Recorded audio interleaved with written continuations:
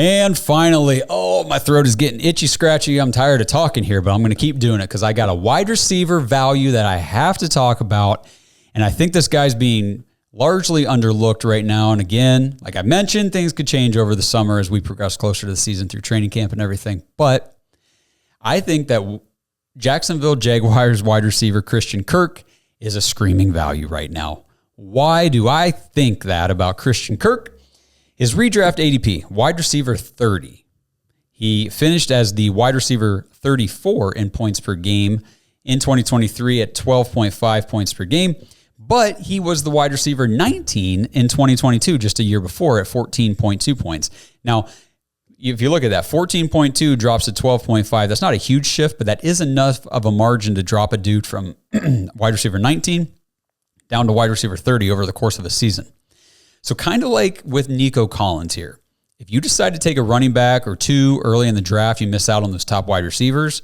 Christian Kirk is a guy that you can get later in the draft, and he's got the potential and strong probability, in my opinion, to lock down the wide receiver 2 spot on your roster with wide receiver 1 upside on any given week because he's that good. He's shown it. He can pop off any given week and give you week-winning numbers. But again, I think as an average, he's going to go into your lineup and you're going to leave him there. Maybe not as your wide receiver 1 for the whole season, but at wide receiver 2 and even wide receiver, he'd be the best wide receiver 3 you could possibly have. So let's talk about his metrics. But first I want to focus on the number one thing that fantasy players should be looking for. Mentioned it earlier with Tony Pollard. But in this case, opportunity is a little more important for Christian Kirk. So Calvin Ridley had 136 targets last year. He's gone. Zay Jones had 64 targets last year. He's gone. That's 200 vacated wide receiver targets in a Jaguars offense with Trevor Lawrence continuing to develop at the NFL level.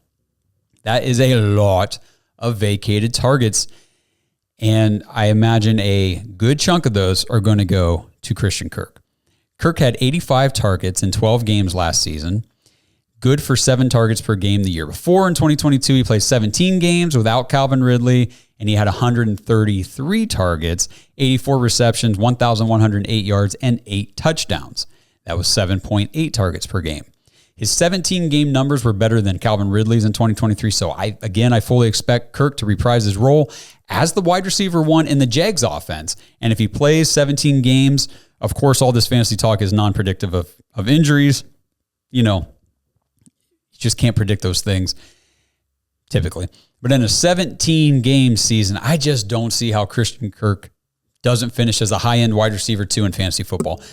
Something along the lines of like 140 targets, 85 receptions, about 1,000 yards or a little more, 1,000 to 1,200 yards, 6 to 8 touchdowns. That's kind of the baseline output for me. That would be his floor if he plays all 17 games. And again, that's not taking into account any of those spike weeks in those high-end production games that he can produce. Christian Kirk had 20.8% target share and 26.5% air yard share when he was on the field with Ridley and Jones last year. Without Ridley in 2022, Kirk had a 23.2% target share and 28.4% air yard share. Those are wide receiver 1 type of target shares right there. Now, the Jaguars did add Gabe Davis, who I don't care about one bit for fantasy, and I will say that all summer long. Don't draft him. Don't need him. The only place I would ever draft Gabe Davis would be in best ball, and we'll talk about that when we talk about best ball and guys like that. But no thanks on Gabe Davis. They drafted Brian Thomas Jr. in the first round of the draft. Again, more of an outside deep threat receiver. Most scouts felt it seemed like that he needed some more significant refinement at the NFL level before he can really become like a consistent receiving threat. So I sort of look at Brian Thomas Jr. like another Gabe Davis on the roster, but you're reliable route runner. Get open, move the chains. I'm in trouble. I need to find my dude to get the ball to in this offense. It's going to be Christian Kirk. In my opinion, it's going to be him, and it's going to be Evan Ingram. We'll talk about him when we get to tight ends. But I think Christian Kirk will eat like a beast this season. I really do. I'm grabbing him everywhere I can. His current ADP, again, wide receiver 30, and I'm drafting him with the expectations that he is going to finish no worse than wide receiver 20. And I think that on the high end, he could get up to like wide receiver 14 or 15.